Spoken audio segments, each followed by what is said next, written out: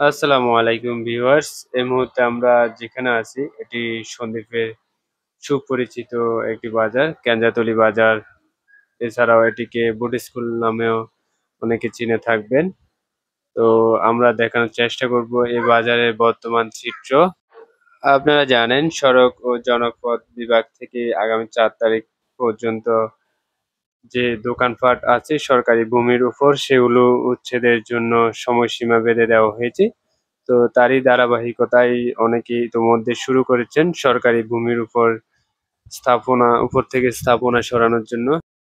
তো এই উচ্ছেদ অভিযানের ফলে ব্যবসায়ীদের সাময়িক অসুবিধা হলেও সন্দ্বীপবাসী এর দীর্ঘ সুফল ভোগ করবে। যখন এই রাস্তাটি প্রশস্ত হয়ে যাবে তখন আরো বেশি ব্যবসা বাণিজ্যের প্রসার ঘটবে এবং সাধারণ মানুষের চলাচলের বর্তমানে যে দুর্ভোগ পোহাতে হয় সড়কের সংকীর্ণতার কারণে সেটি আর থাকবে না।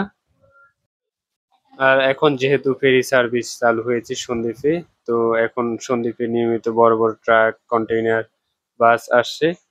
তো সেজন্য সন্দ্বীপের রাস্তাগুলো প্রশস্তকরণের প্রয়োজনীয়তা অনেক বেশি।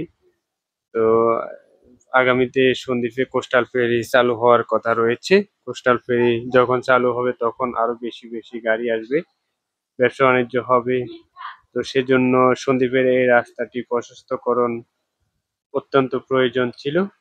তো ধন্যবাদ সড়ক ও জনপথ বিভাগকে। আমরা আশা করব